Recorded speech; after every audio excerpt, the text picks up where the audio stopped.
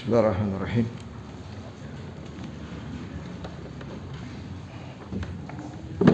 Assalamualaikum warahmatullahi wabarakatuh.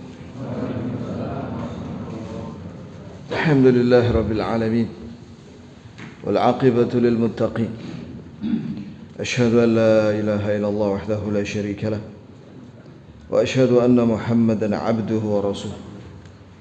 Sallallahu alaihi wa ala alihi wa ashabihi wa man tabi'ahum bi ihsan ila yaumiddin.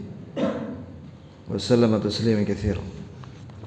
Allahumma arzuqna 'ilman nafi'an wa rizqan thayyiban wa 'amalan mutaqabbalan. Berkata penulis hafizahullah, As-sadis min akhta'i ba'd al-musallin fi'l at-tawarruk fi ats-tsunaiyah. Di antara kesalahan sebagian orang yang salat, yaitu dia duduk tawarruk. Duduk tawarruk itu duduk seperti tahiyat akhir fi ats-tsunaiyah, padahal itu sedang di rakaat kedua.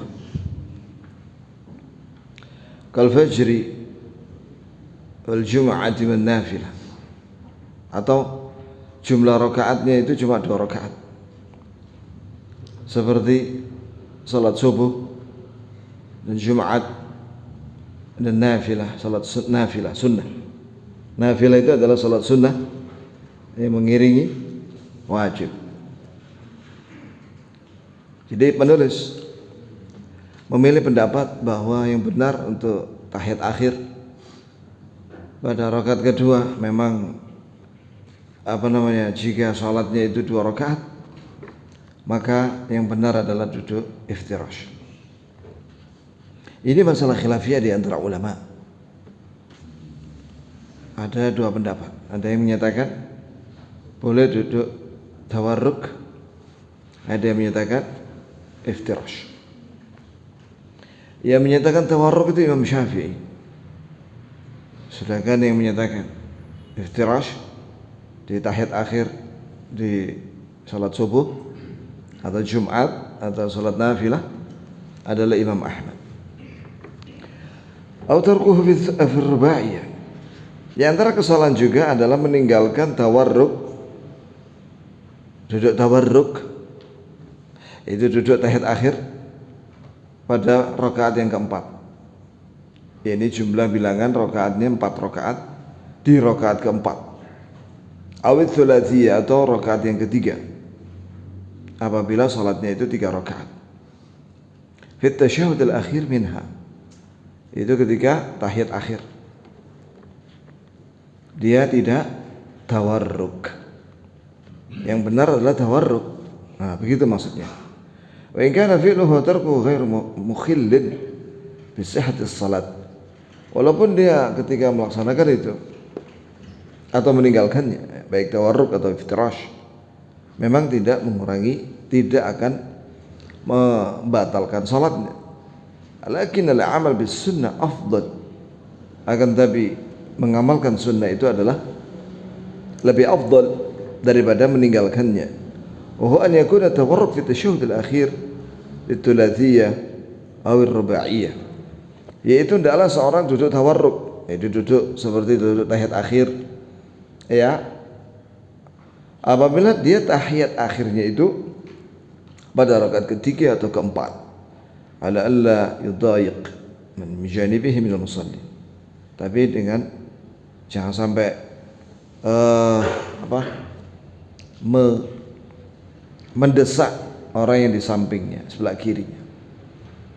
Artinya kalau dia duduk tawarruk menyakiti orang di sebelahnya, maka jangan dilakukan tawarruk itu, tapi duduklah iftirash. Subhanallah, inilah Islam ya kawan. Tidak boleh mengganggu orang yang di sampingnya. Semakna dengan ini, apabila seorang sujud kan sunnahnya itu melebarkan lengannya kanan kiri, sikunya kanan kiri, iya kan? Tapi ketika dia makmum, di sebelah kanan kirinya ada orang, Ya jangan dilebarkan lengannya itu, karena bisa kena kepalanya orang. Nah, begitulah, menyesuaikan. Kemudian yang ketujuh, as-sabi' al-ashhar fi tafsiri as-salih fi tashahhud ibadillah salihin annahu al-qa'im bima yajibu alaihi min huquqillah wa huquqi ibadih. Ya, yang masyhur yang terkenal tentang makna as-salih, lafaz as-salih di dalam tahiyat wa ala ibadillahi salihin. Yang dimaksud dengan salih di sini adalah orang-orang yang menegakkan hal yang wajib yang berkaitan dengan hak Allah dan yang berkaitan dengan hak hambanya. Wa tatafawat darajat, yang jelas bertingkat-tingkat derajatnya. Maksudnya orang soleh itu bertingkat-tingkat berdasarkan amalnya. Qala Tirmidzi man arada an yahdha bi hadha as-salam alladhi yusallimuhu al-khalq bis-salat falyakun 'abdan salihan wa illa hurrima hadha al-fadl al-'azim. Di dalam kitab Fathul Bari, syarah Sahih Bukhari, berkata di sini At-Tirmidzi, terus di sini ada kalimat Al-Hakim. At-Tirmidzi Al-Hakim. Mungkin ini bukan Tirmidzi yang Sunan At-Tirmidzi itu. Dia berkata, siapa yang ingin mendapatkan doa ini dari setiap orang yang sholat, jadi orang yang sholat ketika tahiyat awal dan akhir, dia mendoakan orang soleh, assalamu alayna wa ala ibadillahi salihin. Allah memberi keselamatan kepada kita dan memberi keselamatan kepada hamba-hambanya yang saleh. Siapa yang ingin mendapatkan doa ini, termasuk dalam doa ini yang diucapkan oleh orang yang sedang salat ketika tahiyat akhir, awal dan akhir itu, hendaklah dia menjadi hamba yang saleh. Jika tidak, maka dia diharamkan dari keutamaan yang besar. Inilah ya ikhwan, keutamaan menjadi orang muslim yang saleh. Dia didoakan oleh umat Islam baik dia hidup atau sudah mati. Karena orang kalau sudah mati, ya selama dia saleh di dunia, maka dia saleh setelah mati. Dan dia berhak mendapatkan doa ini, keselamatan. Allahu Akbar. Apa yang dia dapatkan dari doa ini? Keselamatan dari azab, sehingga dia tidak disiksa di alam kubur biidznillah ta'ala, karena dia didoakan oleh orang sholat di seluruh dunia. Assalamu alayna wa ala ibadillahi salihin. Allahumma ja'alna minhum. Ya Allah, golongkan kita semua ke dalam golongan mereka as-salihin. Amin ya rabbal alamin.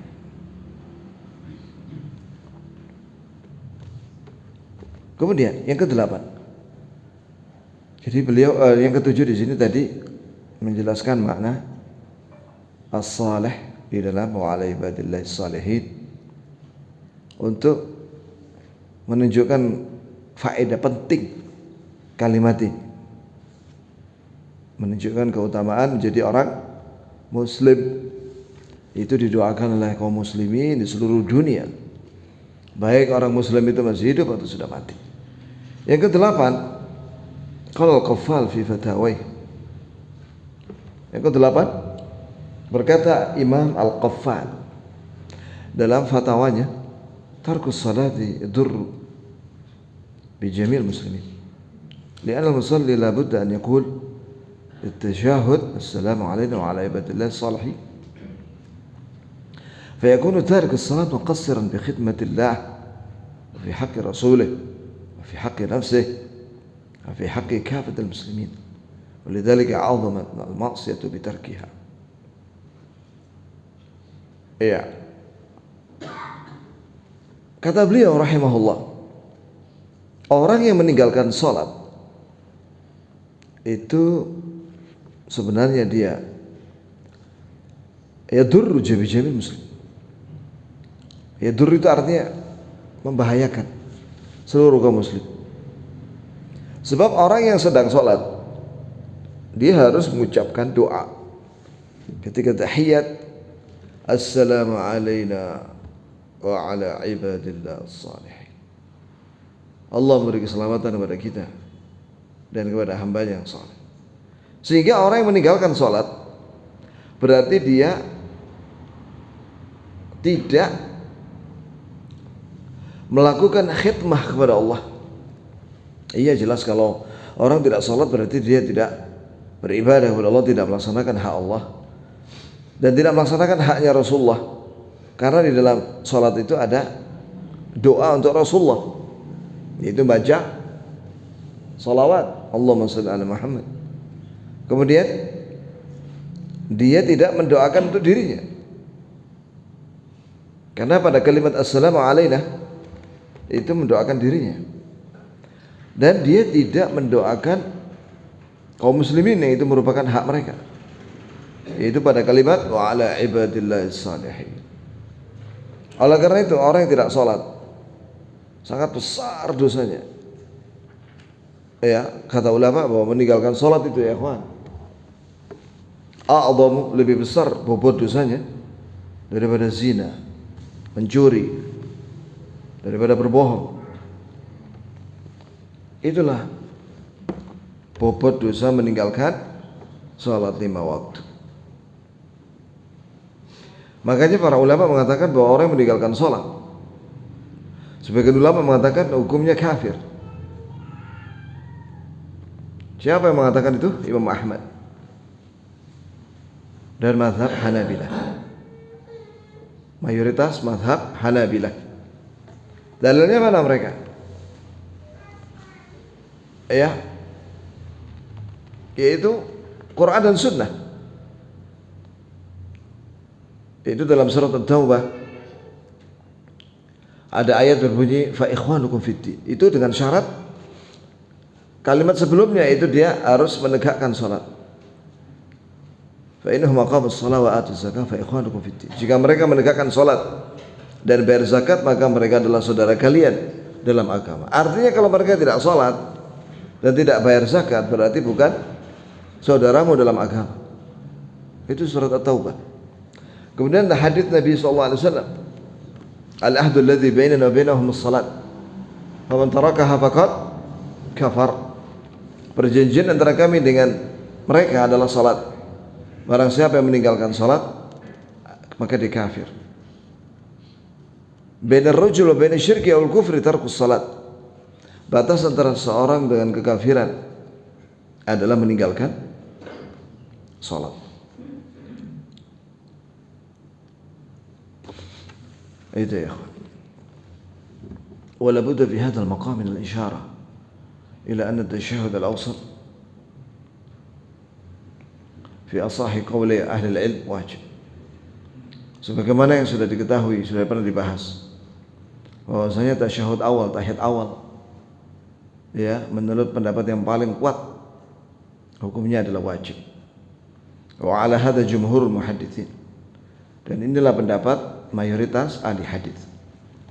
Hatta qala Syaukani fi Silil Jarrar, al-awamir bit-tashahhud lam takhus at-tashahhud al-akhir, bal hiya waridatun fi mutlaq at-tashahhud, fama qaddamna fi at-tashahhud al-akhir min al-istidlal ala wujubih fa bi'ainihi dalilun ala wujub at-tashahhud al-awwal. Berkata Imam Syaukani dalam kitabnya As-Sailul Jarrar, Imam Syaukani mengatakan perintah,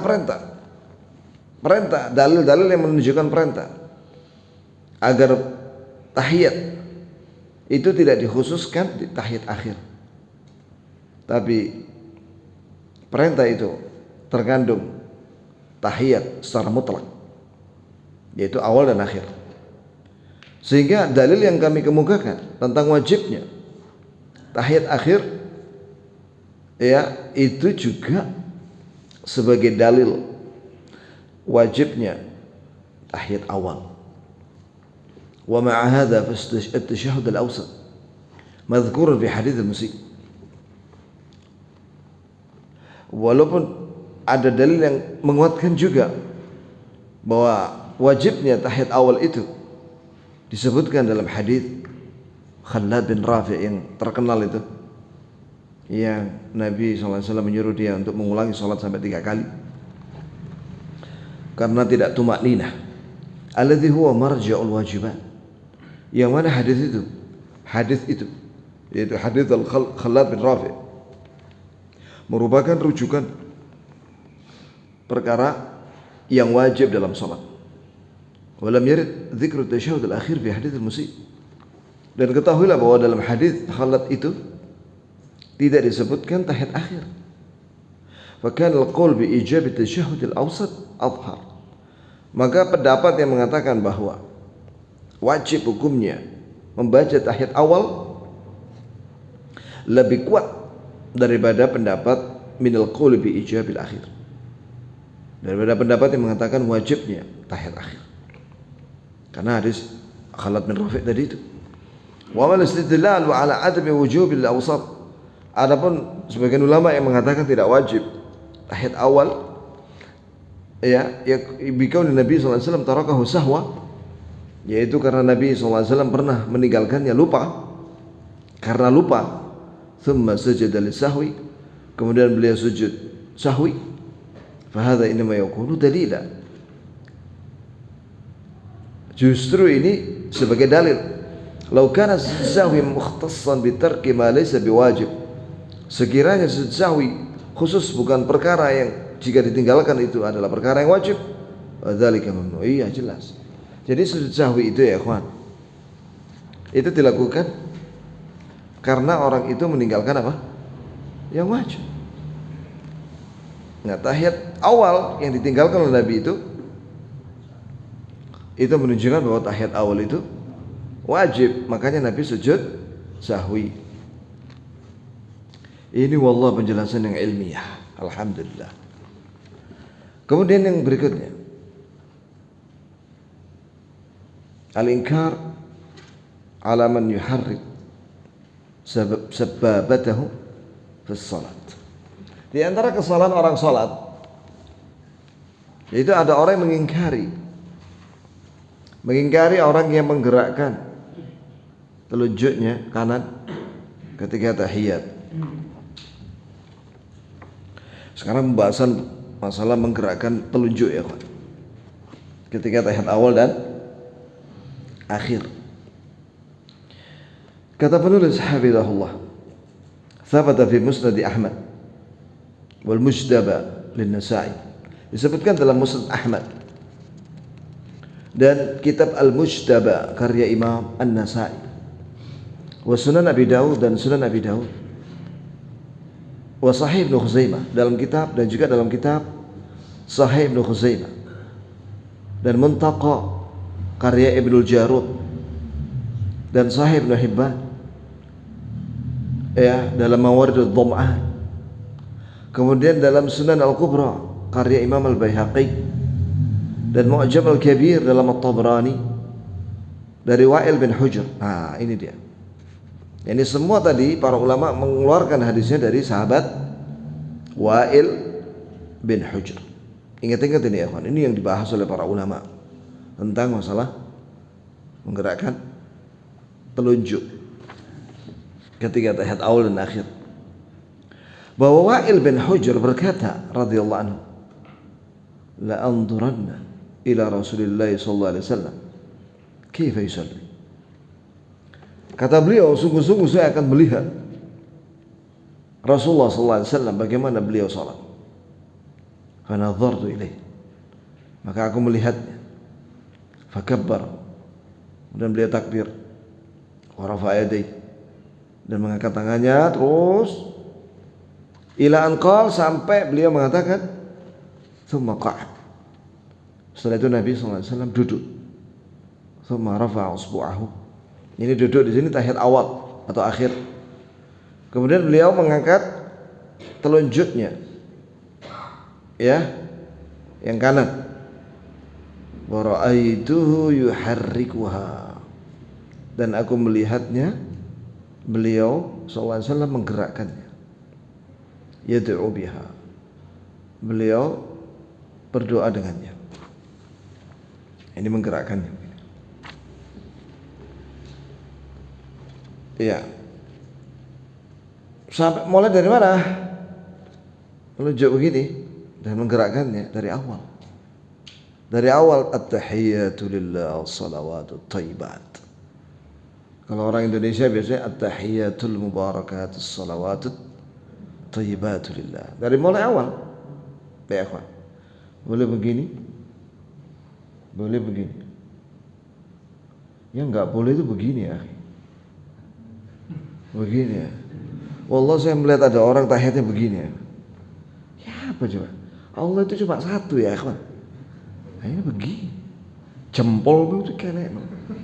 Nah, simpan begini. Jangan begini. Ya. Atau begini boleh. Atau begini. Jangan begini. Ya. Lama-lama begini.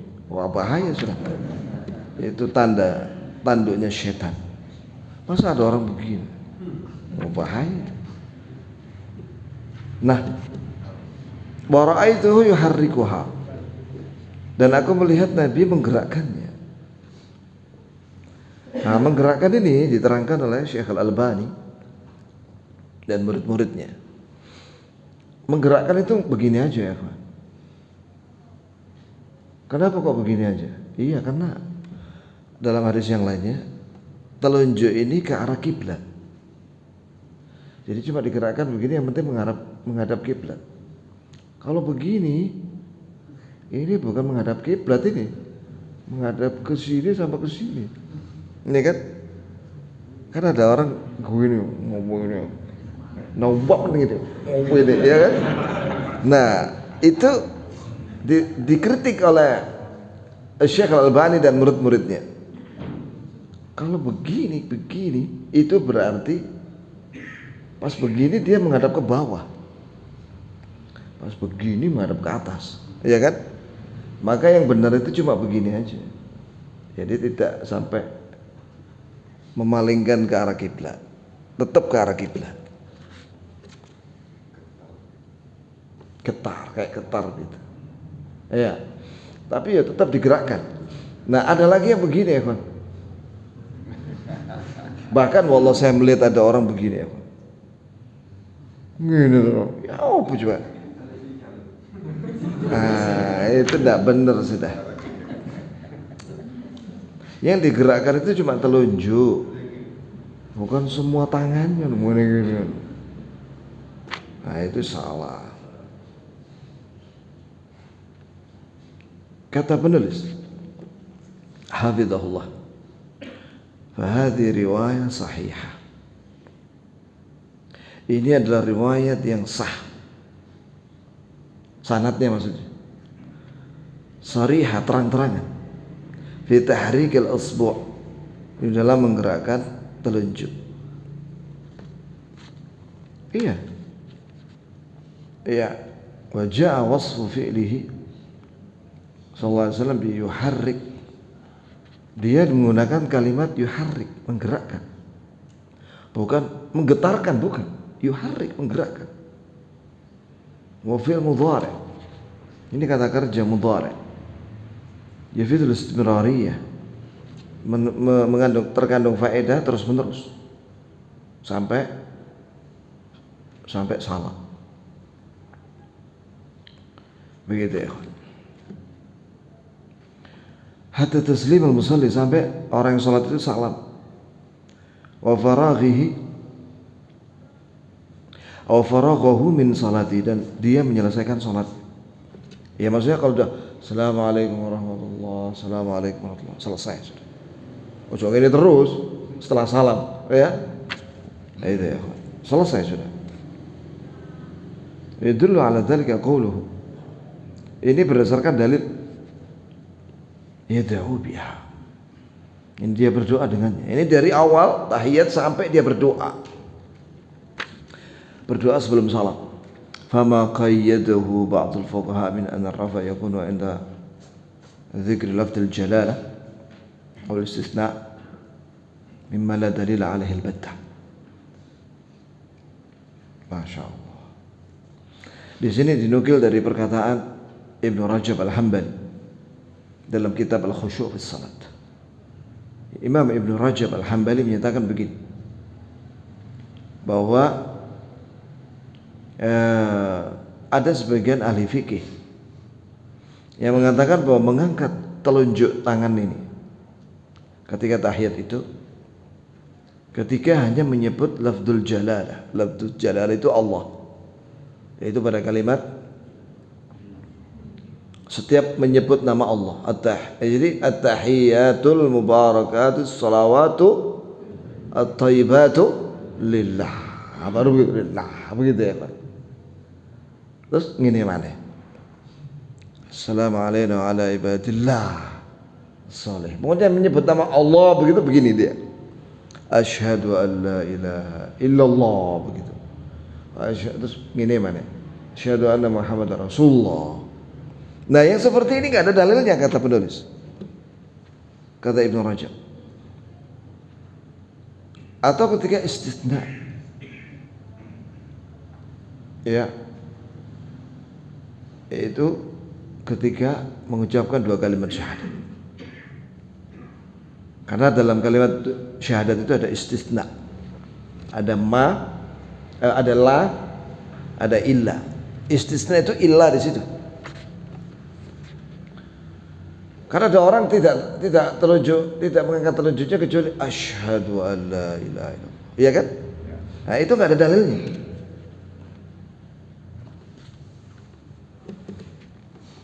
Enggak ada dalilnya. Jadi dari mana mengangkat telunjuk ini memberi isyarat? Dari awal.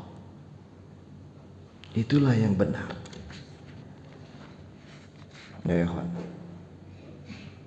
Karena lafadznya kemudian Nabi duduk tahiyat awal atau akhir, kemudian langsung mengangkat telunjuk.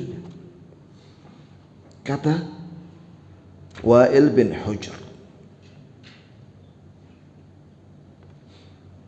Jadi kalau antum misalnya ditanya sama orang, mana dalilnya antum kok mulai dari awal begini duduk?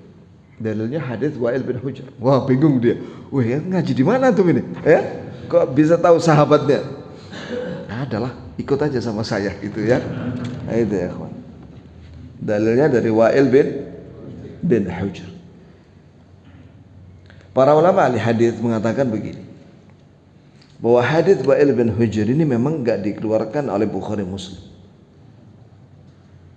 Tentang ini, tentang menggerakkan ini, tidak dikeluarkan oleh Bukhari Muslim, tapi dikeluarkan oleh para ulama yang lain dengan sanad yang sahih. Yang ini menjadi faedah bahwa ziyadatul thiqah maqbulah, tambahan dari seorang yang terpercaya walaupun satu orang diterima, walaupun enggak ada di dalam Bukhari Muslim lafaz menggerakkan jarinya, tapi ada di kitab yang lainnya dari sahabat Wa'il bin Hujr. Nah, itu hafalkan itu, gitu ya. Kemudian qala Syekh Al-'Azim Abadi mu'alliqan 'ala al-hadits. Berkata Syekh Al-'Azim Abadi dalam kitabnya Aunul Ma'bud fi Syarh Sunan Nabi Daud, beliau mengatakan, mengomentari hadis ini, wa fi tahrikuha daima. Maka dalam hadis ini terkandung faedah menggerakkannya selalu ketika tahiyat awal dan akhir. Thabata fi Sahih Muslim, dan disebutkan dalam Sahih Muslim, khairu an Abdullah bin Zubair radhiyallahu anhu qala,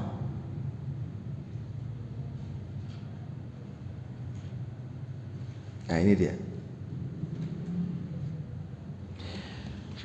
Dalam Sahih Muslim dan yang lainnya, an Abdullah bin Zubair radhiyallahu anhu, dari Abdullah bin Zubair, semoga Allah meridai Abdullah dan Zubair bin Awam, qala kana Rasulullah sallallahu alaihi wasallam idza qa'ada fi salat.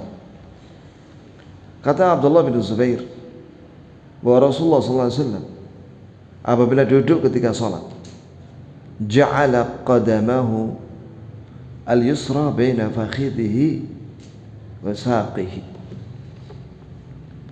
Bahwa beliau ketika duduk ketika salat, beliau menjadikan telapak kakinya atau kakinya yang sebelah kiri di antara pahanya dan wa betisnya, wa farasha qadamahul yumna, dan Nabi mengangkat telapak kaki yang kanan. Ini duduk iftirash maksudnya. Orang ketika duduk iftirash, ya Nabi SAW ketika duduk iftirash itu menegakkan telapak kanan, kaki kanan, dan menghadapkan jari-jari kaki kanan ke arah kiblat, dan beliau duduk di atas apa? Ikhwan, yaitu telapak kaki kiri, duduk di atas kaki kiri, dan juga paha kiri dan betis kiri. Iya kan? Kemudian wada'a yadul yusra ala rukbatihi al-yusra. Ketika duduk iftirash itu Nabi SAW meletakkan telapak tangan kiri pada lutut kiri. Wada'a yadul yumna ala fakhidhihi al-yumna. Dan Nabi meletakkan tangan kanan, telapak tangan kanan pada paha kanan. Wa asyara bi usbu'ihi. Kemudian Nabi memberi isyarat dengan telunjuknya. Fa in qila alaysa al-'amalu bi hadha al-hadith muqaddam 'ala al-'amal bil hadith al-awwal, la siyama awwalan annahu warada fi ba'd riwayat ziyadah fi hadith Ibn Zubair yashiru bi usbu'ihi idza da'a wa la yuharrikuha. Nah ini yang tadi saya sampaikan itu ya kawan, bahwa dalam Sahih Muslim disebutkan tidak ada lafaz yuharrikuha, menggerakkan, tidak ada. Ya. Bukankah mengamalkan hadis yang diriwayatkan oleh Imam Muslim lebih utama daripada yang dinyatakan oleh Wa'il bin Hujr? Ya, karena dalam hadis Abdullah bin Zubair itu hanya isyarat saja tanpa menggerakkan. Sebagaimana dalam Sunan Abi Daud juga dalam satu kitab yang sama. Kemudian yang kedua, Anal Baihaqi fi sunanihi. Nah, juga dalam Baihaqi dalam sunannya. Ya, Sunan Al-Baihaqi. Qala yuhtamal an yakuna al-murad tahrik al-isyarah biha. Kata Imam Al-Baihaqi, mungkin maksud daripada hadis Abdullah bin Zubair, hadis Wa'il bin Hujr yang mengatakan menggerakkan adalah isyarat. Menggerakkan ini awalnya begini, terus digerakkan begini. Itu namanya yuharrik. La taqrir tahrikuha, bukan diulang-ulangi gerakannya begini. Fa yakunu hadits Wa'il muwafiqun li hadits Ibn Zubair. Sehingga hadits Wa'il ini sama dengan hadits Abdullah bin Zubair. Apa jawaban dari penulis? Qultu lam tathbut ziyadatu wa la yuharrikuha. Tidak ada lafaz yang sahih tentang kalimat la yuharrikuha, tidak menggerakkannya. Li'anna al-hadits min riwayat Muhammad bin Ajlan an Amir bin Abdullah bin Zubair an abihi wa Ibn Ajlan mutakallamun fi. Nah, sekarang dibicarakan tentang lafaz dalam Sunan Abi Daud dari Abdullah bin Zubair, karena ada tambahan lafaz la yuharrikuha, tidak menggerakkannya. Ternyata itu ada rawi yang bernama Muhammad bin Ajlan dari Amir bin Abdullah bin Zubair dari bapaknya itu Abdullah bin Zubair. Sedangkan Abdullah bin Ajlan, Muhammad bin Ajlan itu dibicarakan oleh para ulama ahli hadis. Wa qad rawahu anhu arba'atu min thiqat duna qawlihi la yuharrikuha. Padahal ada riwayat dari 4 orang terpercaya dari Muhammad bin Ajlan. Padahal ada riwayat ada 4 rawi yang lainnya, ya, dari Abdullah bin Zubair, dan tidak ada lafaz la yuharrikuha, tidak menggerakkannya. Kemudian wa kadzalika rawahu thiqatani an Amir. Apalagi ada riwayat 2 orang terpercaya dari Amir ibn Abdullah bin Zubair, ya, fathabata. Yani ada riwayat dari Amir, ada 2 orang rawi terpercaya dari Amir bin Abdullah bin Zubair yang meriwayatkan fathabata bidzalika syudud. Yang meriwayatkan menggerakkan, atau apa namanya, tidak ada lafaz kalimat la yuharrikuha, tidak ada menggerakkan. Jadi si Muhammad bin Ajlan ini menyendiri. Makanya dalam bahasa hadisnya dikatakan di sini fathabata bidzalika syudud hadis ziyadah wa dha'fiha. Maka di sini menunjukkan bahwa tambahan kalimat dari Muhammad bin Ajlan dari Amir bin Abdullah bin Zubair yang mengatakan bahwa Nabi tidak menggerakkannya, begini, itu adalah tambahan riwayat yang ganjil dan lemah. Wa hasbuka dalala ala wahniha anna musliman akhraj al hadits kama sabaqa dunaha. Cukuplah bagimu buat kalimat tambahan dari Muhammad bin Ajlan tidak menggerakkannya itu lemah, karena Imam Muslim mengeluarkan hadits yang sama tanpa ada kalimat la yuharrikuha dari Muhammad bin Ajlan juga.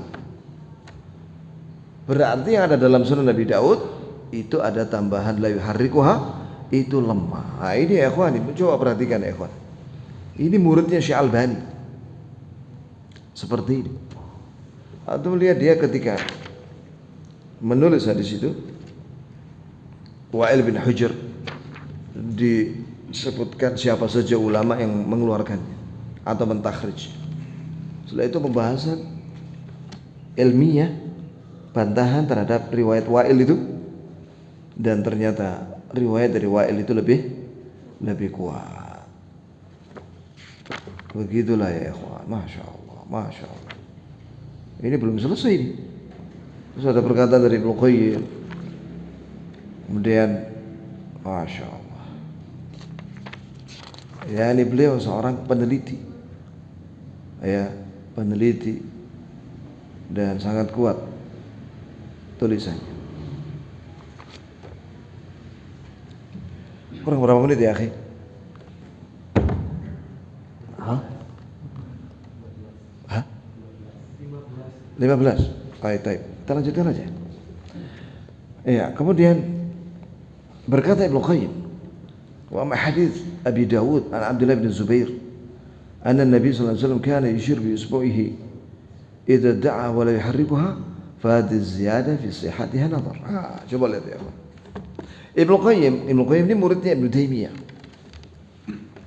Ma'ruf, ya, 2 orang itu ahli hadis. Bahwa hadis Abu Dawud dari Abdullah bin Zubair yang mengatakan bahwa Nabi sallallahu alaihi wasallam ketika berisyarat dengan telunjuknya kanannya itu dan tidak menggerakkannya, tambahan tidak menggerakkan itu di dalam kesahihannya itu ada kritikan. Wa dzakara Muslim min al-hadits bitulihi bi sahihi anhu. Padahal Imam Muslim meriwayatkan hadis dari Abdullah bin Zubair, ya, dengan lengkap dalam sahihnya, ya, dari Abdullah bin Zubair tidak menyebut ada tambahan kata la yuharrikuha, ya, tidak menggerakkan. Ya, itu lemah. Tambahan la yuharrikuha itu lemah karena Imam Muslim tidak mengeluarkannya, padahal itu dengan sanad yang sama dan matan yang sama. Bal qala kana Rasulullah sallallahu alaihi wasallam idza qa'ada fi shalat.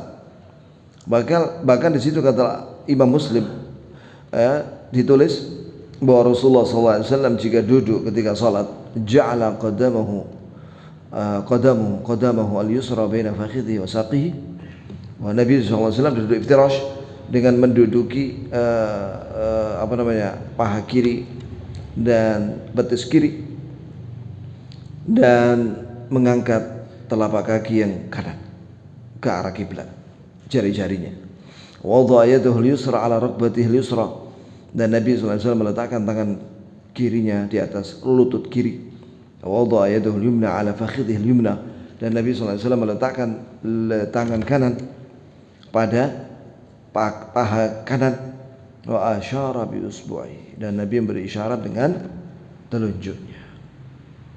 Dan tidak ada tambahan la yuharrikuha, tidak ada tambahan, tidak menggerakkannya. Wa aidan falaysa fi hadits Abi Daud anhu anna hadha kana fi salat. Wa aidan, dan juga falaysa fi hadits Abi Daud anhu, dalam riwayat Abu Daud dari Abdullah ibn Zubair, anna hadha kana fi salat, bahwasanya itu dalam salat. Yani kalimat la yuharrikuha itu tidak ada di dalam riwayat yang sahih dari Abi Daud. Wa aidan law kana fi salati lakana nafi'a, wa hadits Wa'il bin Hujr muthbita wa huwa muqaddam. Sekiranya ya itu ada sah dalam salat kalimat la yuharrikuha, tapi ingatlah bahwa hadits Wa'il bin Hujr itu telah menetapkannya sehingga didahulukan, dan hadits Wa'il itu sahih. Walau thabatat hadhihi az-ziyadah lakana yumkinu al-'amal biha ma lam yaqai 'ala dhahiri hadits Wa'il, yujma' bainahuma bi annahu kana taratan yuharrik taratan la yuharrik. Sekiranya sahih lafaz dari Abu Daud dari Muhammad bin Ajlan dari Amir ibn Abdullah bin Zubair yang ada tambahan kata la yuharrikuha, tidak menggerakkannya, digabung dengan riwayat dari Wa'il bin Hujr yang sahih, maka kita katakan berarti Nabi kadang menggerakkan, kadang tidak menggerakkan. Kama dzaba ilaihi al-Qurtubi, sebagaimana pendapat Imam Al-Qurtubi. Faqala ikhtalafu fi tahrik asbu'i as-sabbabah. Imam Al-Qurtubi berkata bahwa para ulama berbeda pendapat tentang menggerakkan jari telunjuk ketika tahiyat. Faminhum man ra'a tahrikuha, ada di antara ulama yang berpendapat menggerakkannya selalu. Wa minhum man lam yarahu, ada yang berpendapat tidak usah menggerakkan. Wa kullu dzalika marwi fil athar as-sihah al-musnada 'an Nabi, semuanya itu diriwayatkan dari athar hadits-hadits yang sahih yang bersambung dari Nabi sallallahu alaihi wasallam, jami'un mubah, dan semuanya boleh. Walhamdulillah, segala puji bagi Allah. Itu dalam tafsir Al-Qurtubi. Wa ikhtiyarul Amin As-San'ani fi Subul Salam, dan ini adalah pendapat dari Imam As-San'ani dalam kitabnya Subul Salam, Syarah Bulughul Maram, wa man qablahu, dan ulama sebelumnya itu Imam Ar-Rafi'i, sebagaimana dinyatakan oleh Al-Mubarakfuri dari Imam Ar-Rafi'i. Wa min thamma ayyadahu biqauli, setelah itu Al-Mubarakfuri menguatkan. Iya. Wal haq ma qalahu Ar-Rafi'i, yang benar apa yang dikatakan oleh Imam Ar-Rafi'i wa Muhammad bin Ismail Al-Amir, dan yang dikatakan oleh Muhammad bin Ismail Al-Amir, yakni As-San'ani dalam Subul Salam. Wal arjih waqfan lil qa'idah al-fiqhiyyah. Ya, baik. Jadi ada ulama yang mentarjih itu boleh begini, boleh juga tidak digerakkan. Tapi penulis begini mengatakan, dan yang paling kuat berdasarkan kaidah fiqhiyah, al-muthbit muqaddam 'ala an-nafi, yang menetapkan adanya riwayat menggerakkan itu lebih kuat daripada yang meniadakan at-tahriq, yaitu menggerakkan. Wal ajab min ba'd syurah al-minhaj lin-Nawawi, dan yang aneh, ada sebagian para penjelas kitab Al-Minhaj karya Imam Nawawi, ya, wa indama qala ba'd dzikri hadits Wa'il wa hadits Ibnu Zubair, ketika menulis hadis Wa'il bin Hujr dan hadis Ibnu Zubair, wala hadab tarjih as-sabiq, dan memilih pendapat tarjih yang sudah disebutkan, illa annahu adala anhu wa lam yartadi. Setelah itu dia berpaling dari tarjih itu dan tidak mengamalkan. Wa tahakkama fi dzalik. Kemudian dia setelah itu berkata, wa taqdimul awwal an-nafi ay la yuharrikuha 'ala ats-tsani al-muthbit ay kana la yuharrikuha liman qama 'indahum fi dzalik wa la'allahu talaba 'adam al-haraka fi shalah. Ini mendahulukan. Ini sebagian ulama syarah al-Minhaj karena Imam Nawawi mengatakan begini, hendaklah mendahulukan hadis yang menolak, menggerakkan daripada yang menetapkan. Iya. Kemudian hal itu disebabkan apa? Awalnya Nabi menggerakkan, kemudian Nabi tidak menggerakkan. Itu alasannya seperti itu. Tapi ini alasan dibikin-bikin. Qultu wa zada ba'dul mutaakhirin fa qala wa la yuharriku li adami wurudi. Ada sebagian ulama mutaakhirin, ulama belakangan mengatakan tidak perlu menggerakkan telunjuk itu karena tidak ada hadisnya. Wa qala aidan wa fi wajhin annahu haram. Ada lagi yang mengatakan itu haram. Haram. Ada yang mengatakan haram menggerakkan itu. Mubtilul salat, membatalkan salat. Hakahun Nawawi. Ceritakan oleh Nawawi dalam Syarhul Muhadzab. Itu Majmu' Syarhul Muhadzab. Ya ikhwan, Majmu' Syarhul Muhadzab itu segini kitabnya ya ikhwan. 23 jilid. Imam Nawawi, subhanallah, ini penulis di sini betul-betul ya ini merinci dengan detail perbincangan para ulama. Jadi ada sebagian ulama mengatakan mutaakhirin bukan maksudnya mutaakhirin zaman sekarang, mutaakhirin zamannya Imam Nawawi. Ya, mengatakan bahwa ada sebagian ulama mengatakan lafadz yuharrikuha itu tidak ada. Padahal ada kan? Ada sini menunjukkan apa? Benar apa kata Syekh Al-Albani, gurunya ini, penulis buku ini, bahwa dakwah salafiyah itu adalah tasfiyah tarbiyah. Tasfiyah itu membersihkan pendapat-pendapat yang lemah, ya, yang tidak pakai dalil, dan memilih pendapat yang kuat berdasarkan dalil. Itulah dakwah salaf. Dalam bab apa? Semua bab, termasuk dalam fikih. Inilah menjadi sebab itu para ulama mengatakan wajibnya kita ittiba sunnah dalam segala hal, termasuk dalam bab fikih. Maksudnya begini, apabila ada seorang bermadhab Syafi'i atau Hambali atau Maliki atau Hanafi, dia udah belajar dari kecil semua kitab madhab, satu madhab saja, ya. Nah, ketika dia sudah menguasai madhab, dia fikih, dia mendapati hadis seperti ini, Wa'il bin Hujr. Bagaimana seharusnya dia bersikap? Bagaimana ya? Harus menerima hadis ini.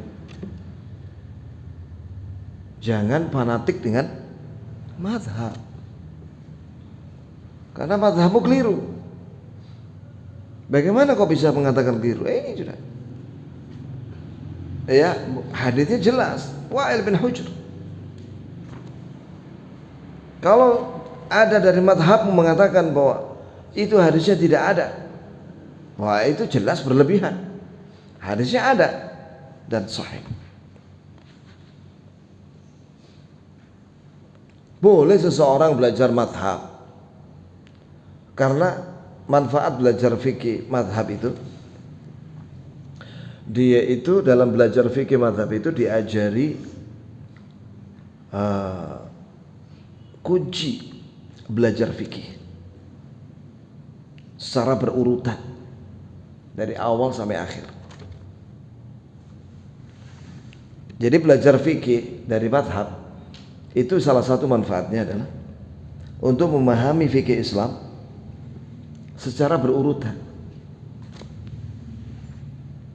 Iya. Daripada antum bikin mazhab sendiri kan sulit ya. Sulit ya. Antum belajar Quran sendiri, hafal Quran, hadis dihafal semua. Setelah itu bikin judul fikih, toharoh, kan berat.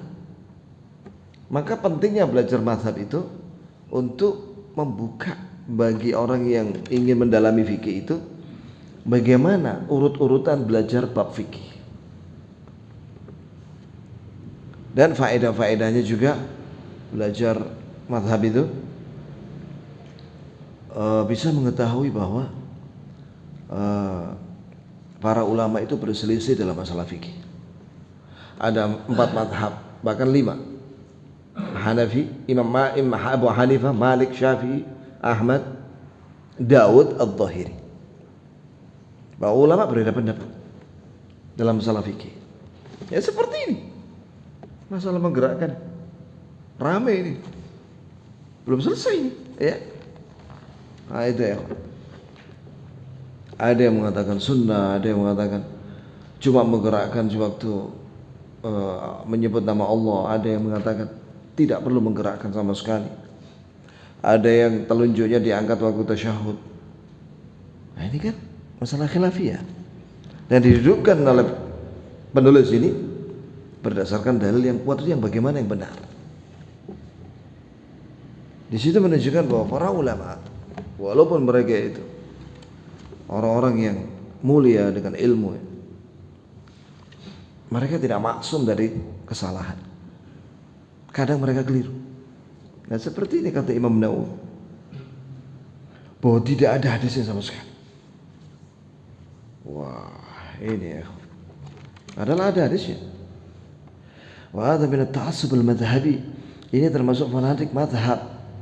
Ibn tiba' al-bashar wa akhlaquhum, termasuk tabiat manusia dan akhlak mereka. An ya'lafu ma akhaduhu min ridha wa taslim. Iya. Ini mereka akan mengambil sesuatu yang menjadi kebiasaan dan mengamalkannya setiap hari. Apabila dia mendapati sesuatu yang bertentangan dengan kebiasaan dia, maka dia tidak mudah untuk meninggalkan kebiasaan dia. Dia akan fanatik memegang pendapat dia itu. Bahkan kadang dia mengarahkan orang-orang yang bertentangan dengan dia itu,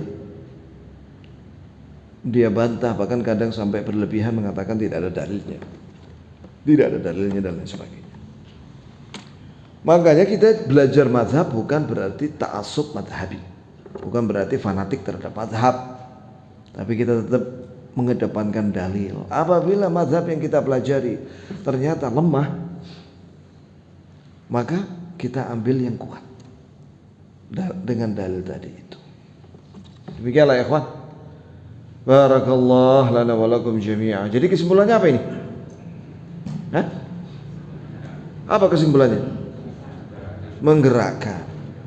At-tahiyatul mubarakatus salawatut thayyibatu lillah sampai akhir. Sampai salam. Itulah sunnah dari hadis Wa'il bin Hujr. Oh, dia melihat Nabi menggerakkan. Apa ada pertanyaan? Terkait misalkan kan soal tiga terakhir itu kan 3 rakaat.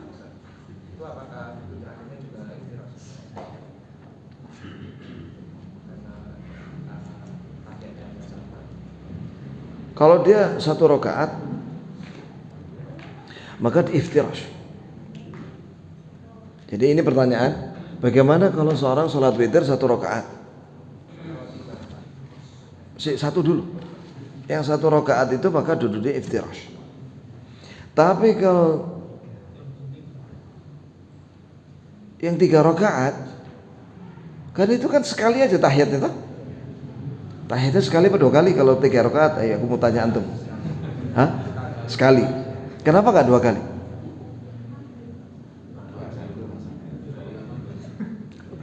Karena itu menyerupai maghrib. Jadi walaupun 3 rakaat tetap tahiyatnya sekali. Dan bagaimana duduknya? Iftirash. Karena sekali. Pokoknya kalau sekali iftirash. Kalau ada tahiyat awal dan akhir, maka tahiyat akhir itu tawarruk. Iya. Ada lagi, Pak? Tentang telunjuk, ada yang bilang itu tidak digerakkan tapi bergerak sendiri. Oh, apa bergerak sendiri seperti orang apa namanya? Sindrom Parkinson gitu ya. Gak bisa ditahan itu. Tidak benar ya. Digerakkan sengaja itu, bukan gak sengaja. Atau ketakutan, redek. Tidak benar. Mana ada tambahan lafaz redek bareng? Gak ada. Jadi betul-betul sengaja digerakkan. Nabi itu sehat. Tidak ada sindrom wala redek wala syai. Ya. Sehat Nabi itu menggerakkannya. Jadi kita jangan mengada-ngada loh. Oh, Nabi mungkin waktu itu menggigil kedinginan. Musim dingin, mana ada tambahan musim dingin ya? Enggak ada. Kalau misalnya ada kalimat musim dingin dan Nabi sedang sakit demam, menggigil. Wah, enggak bisa seperti itu. Mana dalilnya? Tambahan demam, menggigil, apalagi musim dingin lagi, tidak ada. Oh, udah amalkan itu sesuai dengan hadis. Kita jangan menambah-nambahi lafaz hadis. Seperti ada hadis itu yang 3 orang masuk gua itu, terus tiga-tiganya berdoa. Harus ada batu besar menutupi pintu gua. Kan 3 orang itu berdoa, akhirnya digeser batu itu oleh Allah Subhanahu Wa Taala. Itu ada seorang mubaligh ceramah, saya dengar langsung. Dulu ada 3 orang pramuka, dan pramuka. Memangnya pramuka ada di zaman sebelum Nabi? Bilang aja 3 orang sudah safar atau apa ya, terus kemalaman akhirnya dia bermalam di gua. Masalah apakah dia pramuka atau camping atau orang yang suka naik gunung apa itu jangan ditambah-tambahin itu. Jangan. Iya, jadi jangan ditambah-tambahin lafaz hadis Nabi sallallahu alaihi wasallam. Ada lagi? Yang roji itu dalam Muslim sama yang sir itu ketika makmum yang sholat itu mendapatkan 1 rakaat itu hanya sebatas dapat rukuknya imam atau menyempurnakan Al-Fatihah? Iya.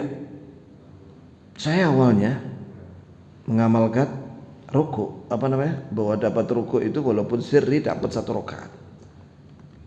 Tapi saya cari-cari fatwa para ulama tidak mendapatkan itu. Justru yang saya dapatkan wajib baca Al-Fatihah ketika salat sirri. Dalilnya la salata liman lam yaqra bi Fatihatil Kitab. Tidak sah salat orang yang tidak baca Al-Fatihah.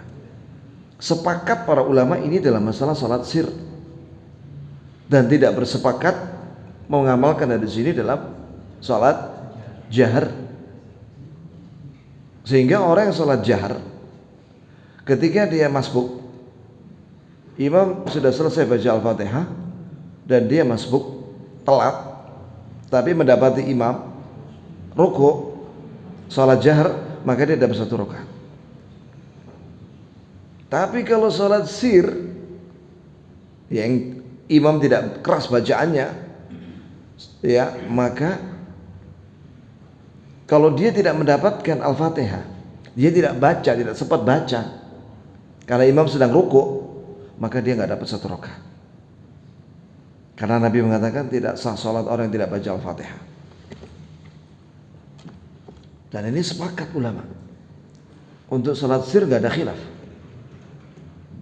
tidak ada perbedaan pendapat, harus baca. Ketika dia tidak baca karena telat, ya nggak dapat 1 rakaat. Malah Syekh Ibnu Utsaimin menyatakan wajib baca Al-Fatihah ketika salat jahar dan sir bagi makmum. Apalagi yang seperti itu. nggak dapat 1 rakaat salat sir kalau dia belum baca Al-Fatihah. Ada lagi? Cukup ya? Baiklah, kita akhiri dengan kafaratul majlis. Subhanakallahumma bihamdik asyhadu an la ilaha illa anta astaghfiruka wa atubu ilaik. Assalamualaikum warahmatullahi wabarakatuh.